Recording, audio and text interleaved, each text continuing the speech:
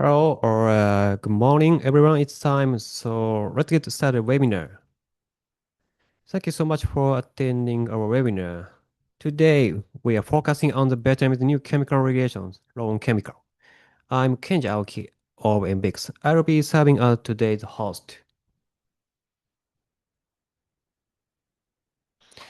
Before we dive into the regulatory text, please allow me give a short introduction to our organization. MBIX was established in 1994 by our founder and CEO, Mr. Yoshihiro Nakazato. We are headquartered in Japan, supported by a regular staff of 26, 20 associated domestic specialists, and an extensive global network of over 60 international partners. We focus strictly on the environment, occupational safety and health, and the industrial energy sectors, also including chemical management. MBIX actively tracks environmental compliance across more than 50 countries. Our structural analysis spans over 20 core topics. This includes macro issues like climate change, chemical management, and water, air, and soil pollution. We also focus on topics WEEE, ELV, packaging, and plastics related to products. Here are some examples of our clients. Currently, we have more than 170 clients, ranging from consumer electronics giants like Panasonic, Toshiba, Hitachi, to automotive leaders such as Toyota, Honda, Nissan, and Matsuda. They are all Japanese big companies. This is a short introduction to our company. Then let's move to the main topic of today's webinar. So before starting webinar, I'm introducing today's speaker. This time, Mr. Guemin Hyo will make a presentation. He is working at MBA Park Research and Consulting, which is one of MBIC's group, and located in Hanoi. He is now in charge of a wide range of environmental regulations in Vietnam, also including chemicals. Mr. Hyo attends many events or seminars about chemical regulations held in Hanoi to collect relevant information, so he has high expertise in this area. Okay, so Mr. Hyo, please go ahead your presentation. Thank you. Okay, thank you, Mr. Aoki-san, and good afternoon and good morning, everyone. It is a pleasure to be with all of you, and thank you for joining today's webinar. My name is Nguyen Minh Hiếu from Vietnam, and my work focuses on environmental, climate, and chemical regulation in Vietnam. So, over the next 30 minutes or so, my goal is simple to give you a clear, practical picture of how chemical management in Vietnam works now under the new law of chemical, and just as importantly, just to be honest with you about the part that's still being clarified. Because this is a very new framework and some of the most important questions are still being debated. I walk through you things, the legal framework and what is new, the requirement for import, export, trading, the handling of CBI, confidential business information, and finally, the national chemical inventory and how chemicals are registered. So let's start with the framework itself. The slide is essentially the map of the whole system. So let me orient you before we go into the detail. At the very top is the law on chemical number six number 69 2025. This is a new law that replaced 2007 law on chemical, and the law set itself principle, but in Vietnam the practical rules always live in the decrees and circular underneath it, and this is where almost a substance is. There are three key decrees issued all in 2026.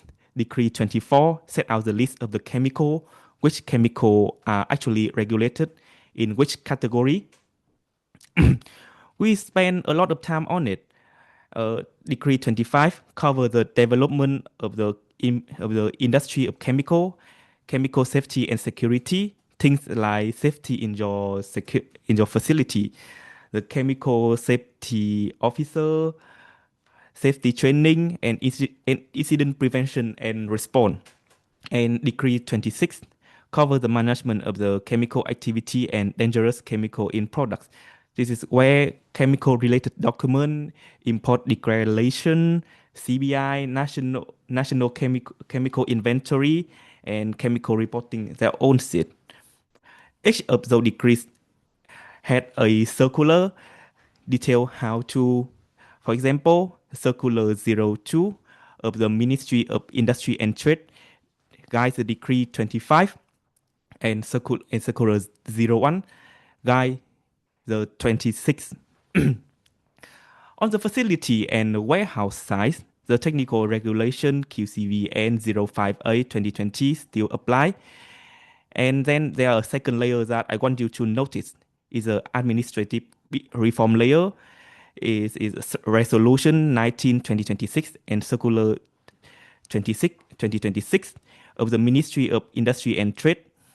These matter are the great deal in practice, and they are who you apply and which the transaction are exempt, and of course we will come back to them. So one law, three core decree, and the supporting circular plus the reform instrument. So keep that structure in mind because everything that follow fits into it.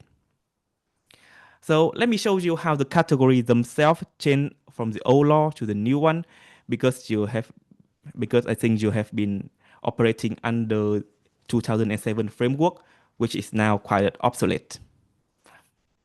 On the left, this is the world under law on chemical 2007 law, and on the right, it is 2025. I would stress that what's like say at the bottom that the circle they are only illustrative and they don't perfectly show the overlap, but they tell the right story. So under the old law, so you see several overlapping category under the umbrella of hazardous chemical. There are conditional chemical, uh, and we have the number of them, and a separate category of restrict chemical and the banned chemical. So under the new law and decree 24, the picture is a little bit cleaner. So you have the conditional chemical, special requiring control chemical, and the banned chemical. This is a real change. The list of the banned chemical and chemical requiring declaration comparing to the old law, they are not in decree 24. So the scope of declaration now has been actually a little bit expanded and no longer defined by specific list under the old law. So we will see what that means on the import side. So what actually happened? So the old restrict chemical category and title control around have and it now it become chemical require special control. So if you have and handle a restrict chemical before, so your first homework is to check whether now it sits in the special control list or not, because we will see the obligation are heavier.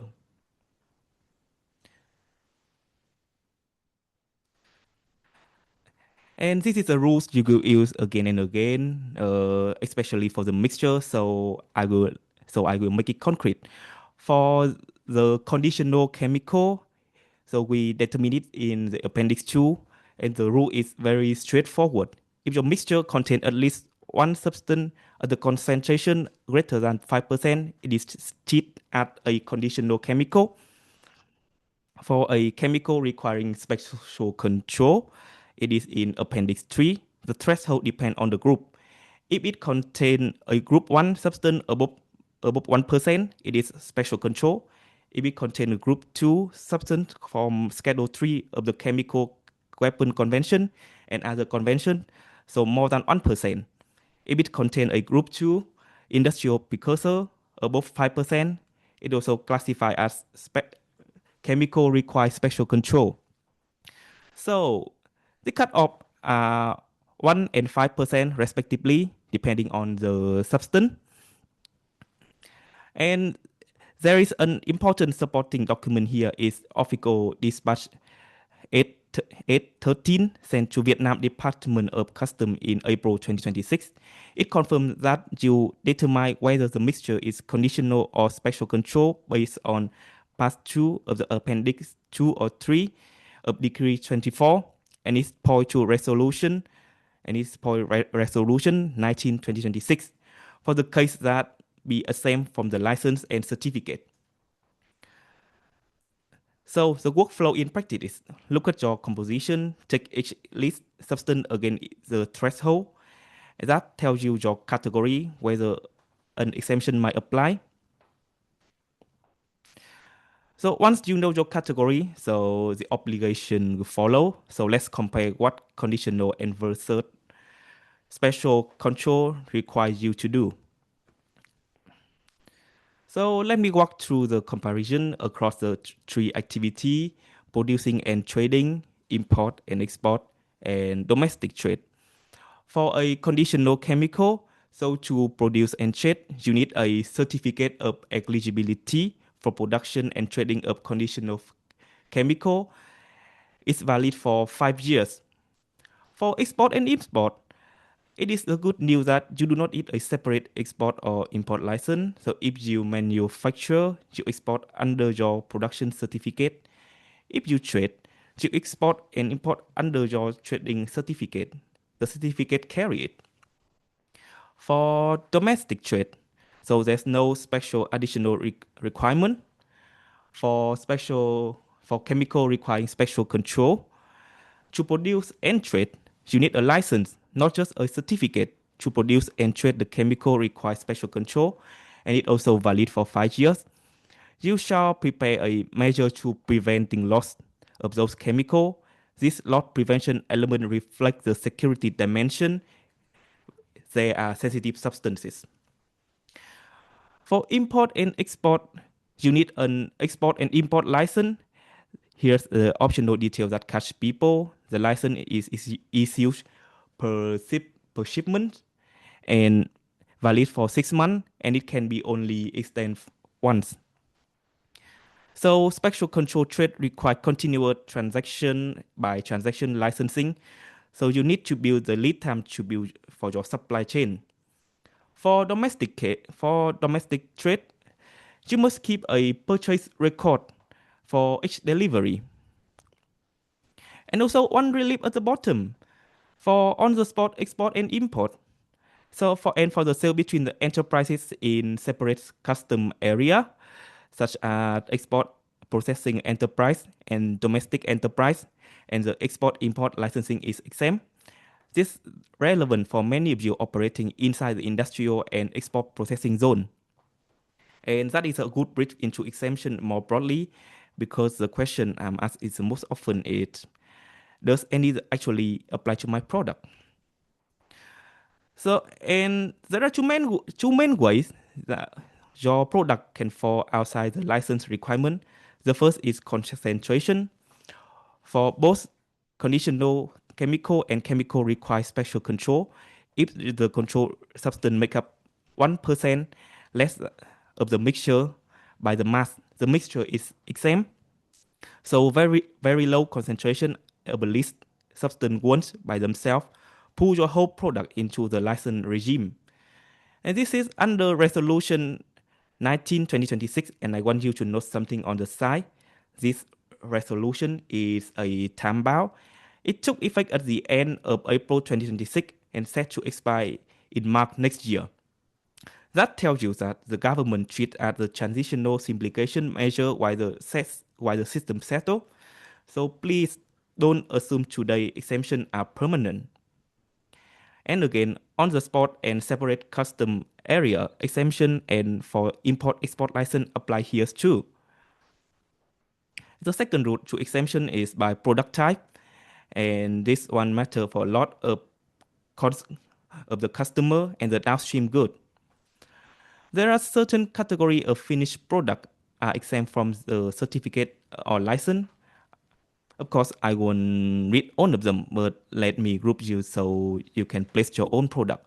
So the exempt So the exempt category include pharmaceutical, disinfection, insecticide preparation, food, cosmetic, animal and aquaculture feed, plant protection drug, organized fertilizer, biological fertilizer, radioactive substances, construction material, pen, printing ink, household product, including adhesive, cleaning product, and chemical-based cosmetic product, gasoline, oil, battery, accumulator, medical device, laboratory equipment, fire extinguisher.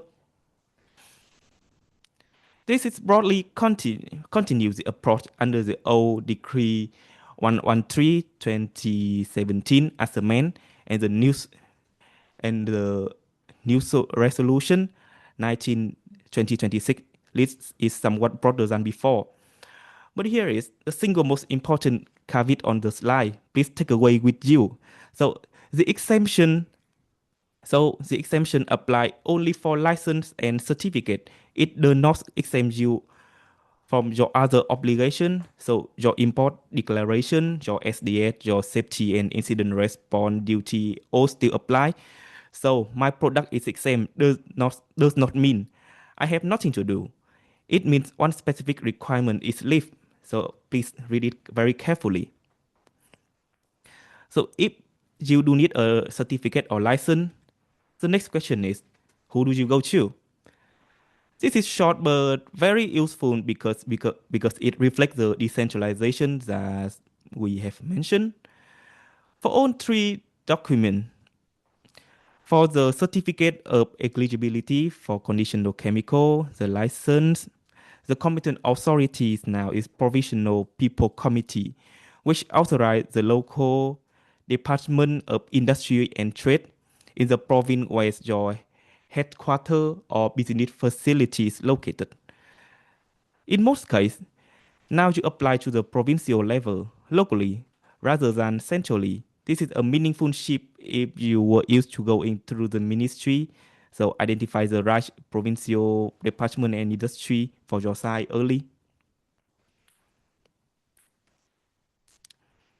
This is one of the and this now let's move to the licensing to the border import declaration. This is the one of the most important change for the importer. So let me be precise. So under the law on chemical 2007, you only declare the hazardous chemical list in Appendix 5 of the Decree 113/2017. It has a list. However, under under the law on chemical 2025, specifically in Article 6, Decree 26, the scope is much broader. Now, the chemical requiring an import declaration that's falling under Chapter 28 and 29 of Vietnam Nomenclature of Export and Import. This is a major expansion for the reason that the old declaration list disappeared from Decree 24 and it is replaced by the HS base scope. HS stands for harmonized system. And there are, and of course, there are exemption, and they are sensible one. For example, the chemical require special control or ban chemical once import license has already been issued. So you don't need to double up.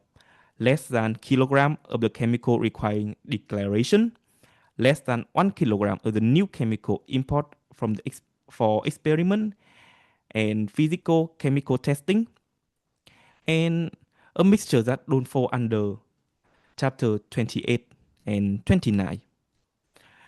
The declaration itself now done electronically on the Vietnam National Single Window Portal. It shows to the right. There's a QR code on the slide that you like to go directly into it. Yeah, just to discover. So the practical takeaway is if you import anything classified under chapter 28 and 29, so assume that you have a declaration obligation and confirm it against this exemption.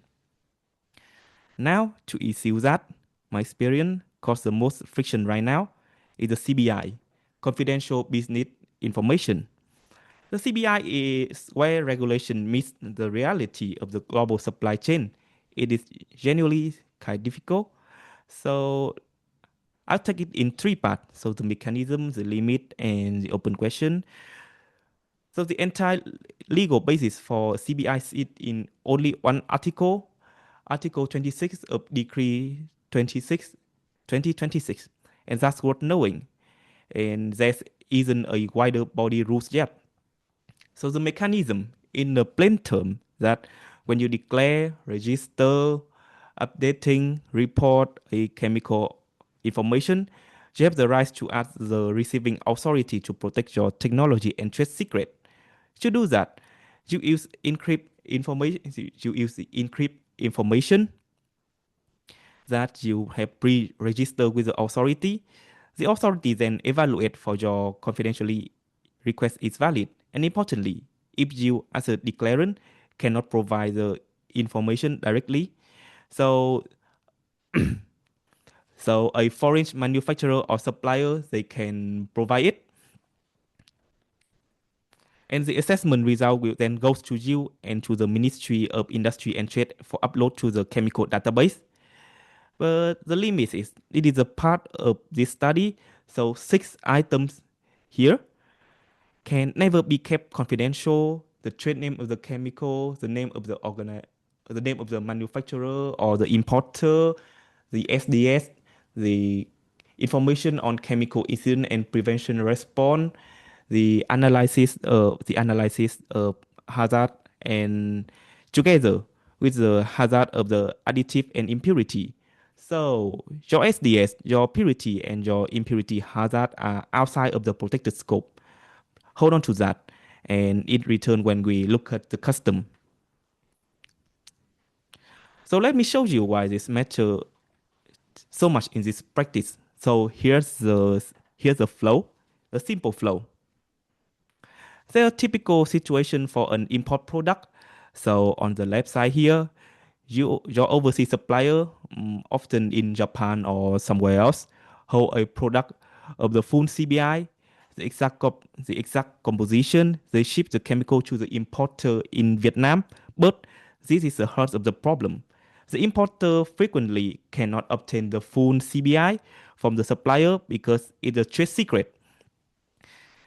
The attempt solution is on the lower part on the slide. So the overseas supplier designate an agent in Vietnam, and that agent submits the confidential information on chemical product directly to the authority. So the importer never had to see it. But notice the question mark on the right here. So it remains unclear which authority receives it, the Vinacamia, Vietnam Chemical Agency, or the Department of Custom.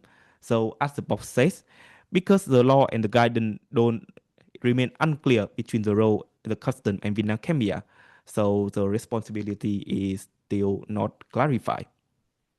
So if you supply or import a product with a protect composition, this is the workflow to prepare for and still a gap to watch.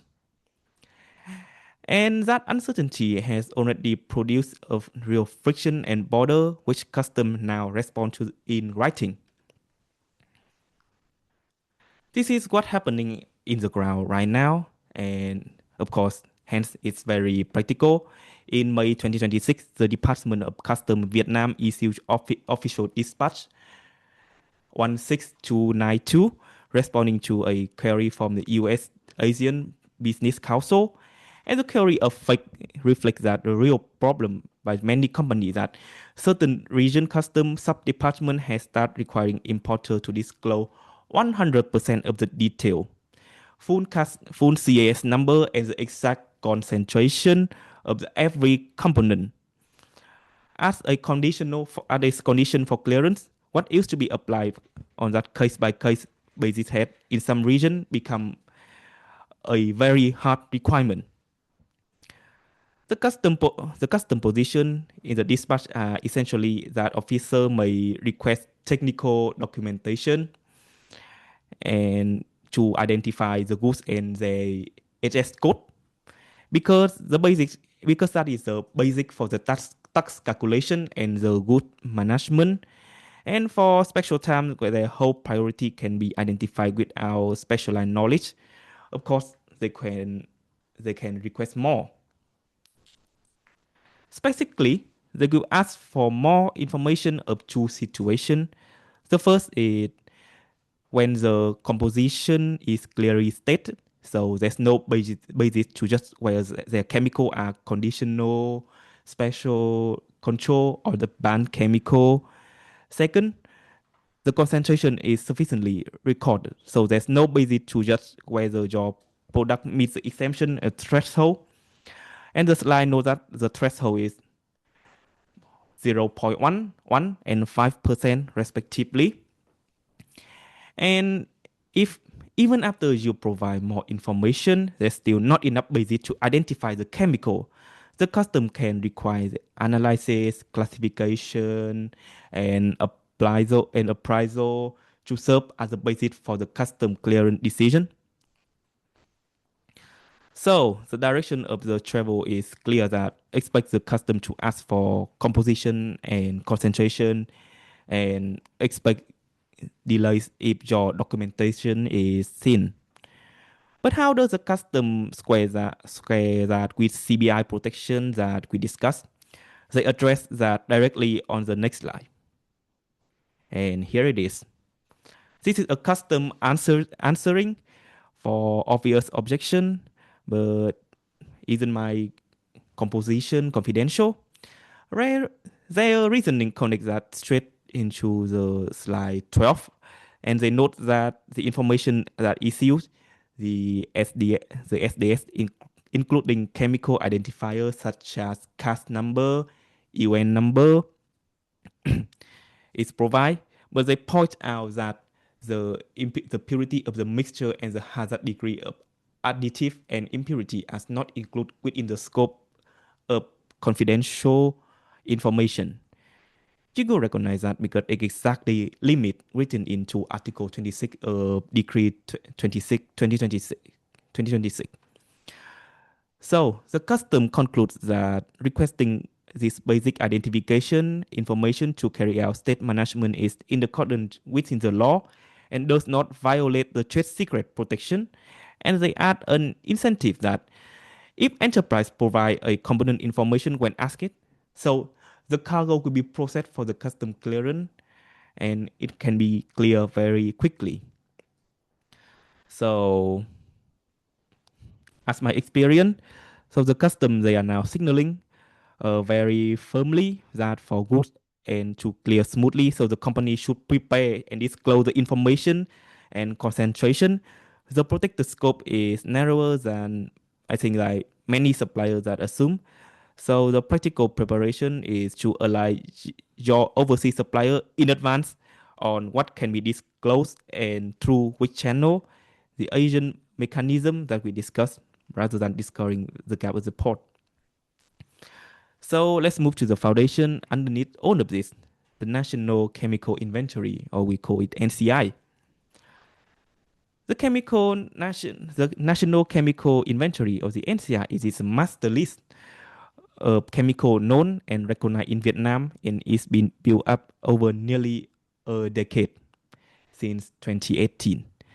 You can see the progression of on the slide. So on the first draft, so we have 3,000 substances, and then 5,000, and then and then 30,000, and until 2021, so we have 52 substances.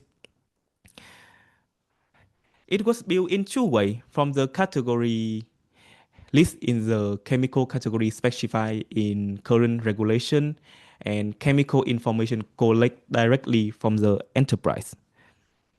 But that's the thing that it's an annual, I think that's matter for you. In the box on the right here. So not all registered chemical are approved. There are three statuses. No evidence, evidence available but under review, and approved for NCI draft. So being submit is not the same as being in the inventory. And this figure show how so the figure just show how much of the inventory is still in progress.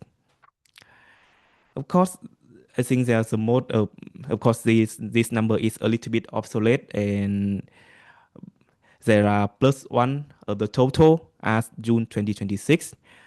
But you can see here, uh, out out of the more than 41, about 42,000 in total. So about more than 25,000, no evidence, and roughly 2,600 have evidence available. That means under review, and the remaining is they are approved for the NCI draft. And as June 2026, so we have 30,000 30,857 substances.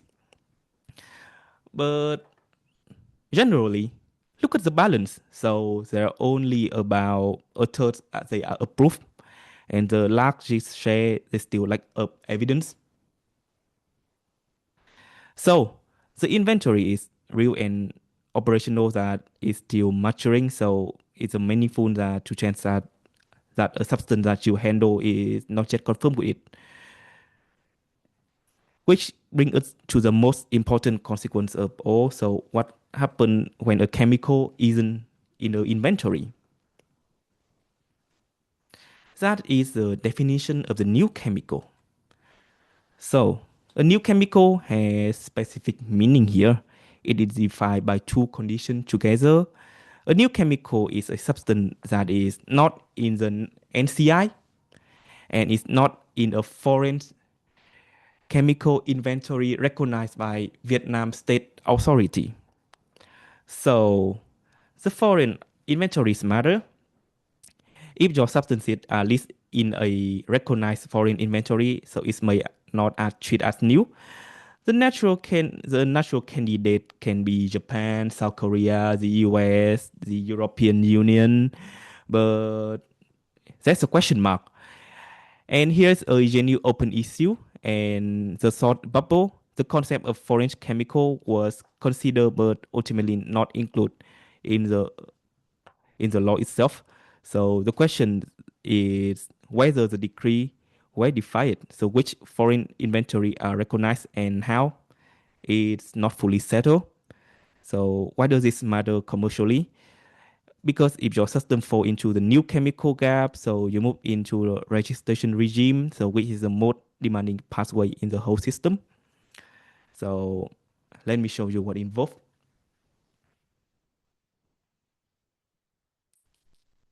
The new chemical process run as a circle over a 5-year period of management.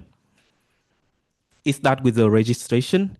You submit a registration dossier and the result of the chemical assessment covering the substances, physical and chemical property and its hazard classification.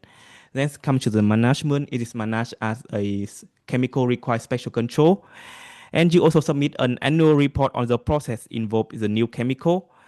And the running alongside it is the assessment. That's the new chemical assessment, the process report, an assessment of chemical safety and security risks, and finally the determination of appropriate management method.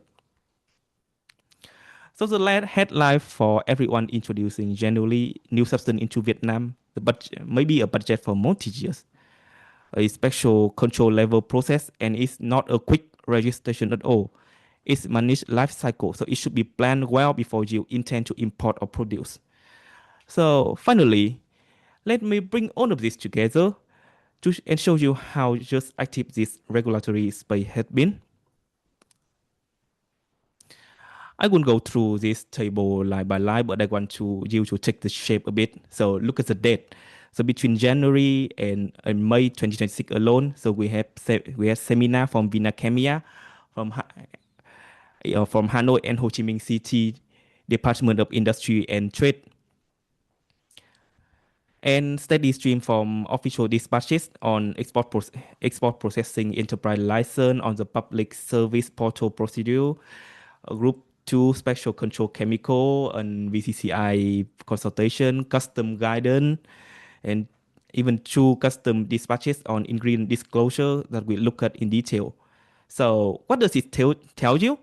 It tells you that this is a framework that is new. The framework is still new and still settling. The law and decree sets the structure, but the working rules are being clarified, dispatch by dispatch, almost every week.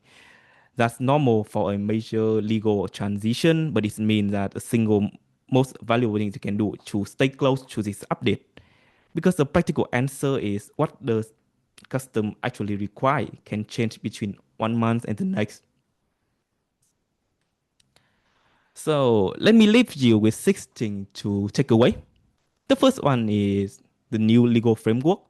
The 2025 law on chemical replaces the one of 2007, and there are three backbone decree with two circular together. They do the real work. The second and the third, everything turns on your category. So the conditional chemical and chemical requiring special control are decided by 5% and 1% threshold. And special control carry heavier duties. For example, per shipment license, loss prevention measure and purchase record, and the 5-year license for chemical producing and trading. The fourth is import declaration is now much broader. Own chemical fall under chapter 28 and 29. They have to be filed on the national single window portal. But of course, small quantity as and already licensed case are exempt. The fifth thing is CBI is a key friction point. The protected scope is a little bit narrow, so custom is now they're pushing for the full disclosure of the composition. And last but not least, anything outside the national and foreign inventory is a new chemical and managed at special chemical control for 5 years. So in online, please know your category, expect to disclose, and of course, what's the space. The rule is still moving. Thank you very much for your attention. For now, I hand the floor to Mr. Aoki, please, Mr. Aoki. Okay. Thank you, Mr. Hiro. Very informative presentation. Finally, I would like to introduce how Embriance can help your compliance teams track these regulatory shifting. Actually, most of the contents of today's webinar are available through our service, Embriance. Let me introduce three key strengths of Embriance. First, we provide fresh environmental regulatory updates every weekday, keeping you fully informed. And second, we offer wide coverage across major Asian countries, supporting both product and factory-related environmental fields. And third, we deliver unique local insights, rare on-the-ground information you can't find anywhere else. These advantages help you improve your own environmental compliance. Embrace Asia keeps you informed with a steady flow of updates. Each weekday, we release several new articles so you can stay on top of the latest environmental developments. And at the start of every week, subscribers receive a convenient email digest that highlights all articles from the previous week. And here's our targeting areas and countries. Of course, it not only covers Vietnam, but also many other countries in the Asia, like China, Japan, South Korea, and all Southeast Asia. Not only Vietnam, but also Thailand, Malaysia, Philippines, Indonesia, and also South Asia, India, Bangladesh, Pakistan, Sri Lanka, and the Middle East.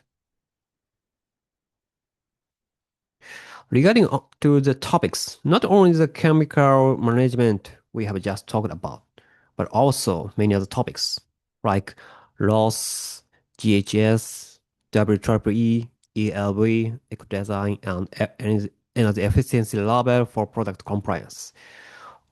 On the other hand, for the light side, for factory compliance like air emissions, hazardous waste management, chemical safety protocols, carbon taxes, and occupational health rules. And this how the article looks like. After reading it, it can get most of the key points of each regulatory update. Especially for veterans, we're gathering local information based in seminars or discussion organized by authorities and industrial organizations. Such information are valuable to analyze how to comply with regulation. This is a subscription plan we are providing in Embrace. You can put an order easily through our platform Embrace Asia, and there's good news that now a 2-week free trial is available. Please feel contact us if there is a need. Okay, at last, I'd like to let you know the next webinar. The next one is focusing Japan, and its theme will be Chemical Substance Control Law, named CSCL for short, which is the most basic and fundamental chemical regulation in Japan. That it will be scheduled on July 30th. Don't forget it. Now you can register on our Embrace website. Please check the website. We are looking forward to your joining. Okay, thank you very much for your time today. I hope you find this webinar is useful. There will feedback from peer after the webinar is closed. We are looking forward to your response. Thank you. Bye.